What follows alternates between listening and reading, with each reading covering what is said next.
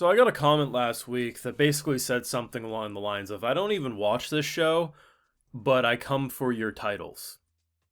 And the best part is the titles I give these episode videos are actually underselling the craziness. I'm not exaggerating. I'm not even technically clickbaiting you in the way that I'm misrepresenting it so you think it's didn't. If anything, I'm underselling what's happening in this show. We are watching a show that has as much of a chance of me being like, oh, crazy, the ninja and assassin made out, as we are of, oh yeah, ninja and assassin cut apart a crying mother and disintegrated her body in a pile of acid as the Yeti watched in the distance.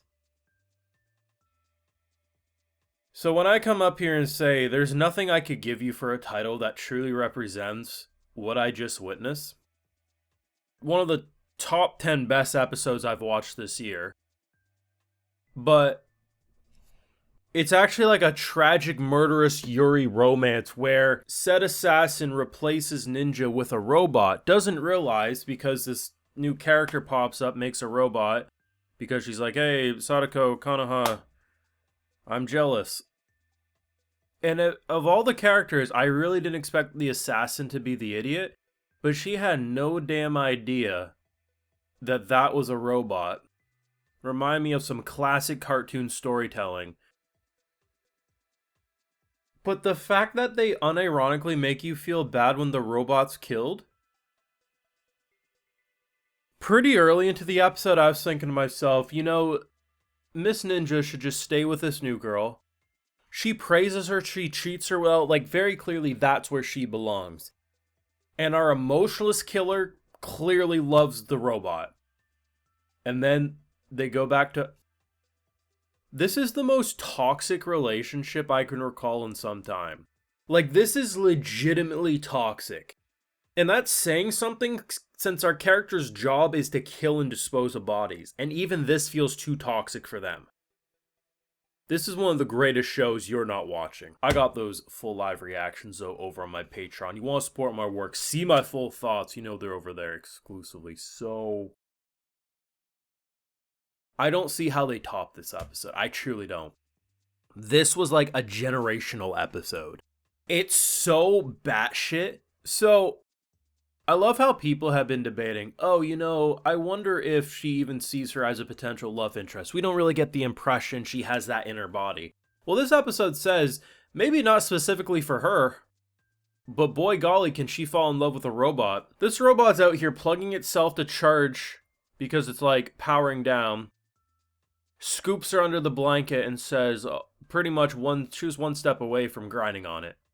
She fell in love with that robot and we killed it. Now here's the thing. She's technically an evil character. She spends her day killing people, whether or not they needed to be killed, whatever. She is a psycho. But I deadass felt bad for her when she lost her lover robot. And I'm not making a joke, I'm not doing a bit. It somehow gets you to feel bad because I have felt the Konoha-Sadako relationship to be very Stockholm Syndrome-ish. I was like, maybe she just has nowhere to go and blah, blah, blah. But she literally now, was the inventor a little crazy too? Sure, but if you're going to be a ninja in the world of assassins, you're going to have to accept some crazy to a certain degree. This girl was out here making her breakfast. They were having a grand old time. And all she wanted to do was go back to the girl who showed her no emotion. She's the girl who made her sleep in the hallway, the kitchen hallway. Makes her buy her own shit, gives her no love or attention. And she's like, that's where listen, I got it at first why she wanted to go back. How dare I get replaced by a robot? But after a month of being with someone who actually at least appreciates you, you don't go back to the abuser. Now here's the thing. I can kind of justify it because at the end of the day, if this was kind of her first love, being replaced by a robot, by an imitation would piss you off. And not to mention the fact that it is a very abusive relationship and exploitive. And people who are abused, technically, they get a little attached even if they shouldn't to said abuser. So I feel like that's kind of what happened. But I honestly wonder, had the robot survived, is it weird to think that within maybe a year's time she would no longer kill? I feel like this robot was actually good for her. That The robot, which started off as fake and being like, a pretend, the robot clearly fell in love with her, and she clearly fell in love with the robot. I bet within a year or two's time, she would have been docile. She would have been like, you know what, maybe killing isn't giving me satisfaction anymore. I want to have like a normal home life with you. She probably would have said, let's start a family, damn it. And instead, we turn it into leaves. And she's like, see? I'm surprised she didn't cry right then and there. The fact that this robot went out of its way to learn more and more how to make the food taste better, because that was the only thing that the original, our girl had on it, was that apparently her food was better, but eventually got to the point where, enough research. She's like, don't throw that miso soup away. I'm gonna eat it. A widow too young. I don't see how they top this episode. Not only was the content amazing, the visual production and all the different art styles and everything they went for was just absolutely fantastic. They did a few of the styles that we saw at the very first episode when she was introduced. That kind of like old school 80s look, the filtering and the art direction, the crop TV box look. Everything about that I love, but they had so many different fun styles and variety, and I just absolutely loved it. Like, this show is criminally slept on, and I don't know why, because honestly, it's probably one of the best shows of the season, easily in the top 5 if you ask me.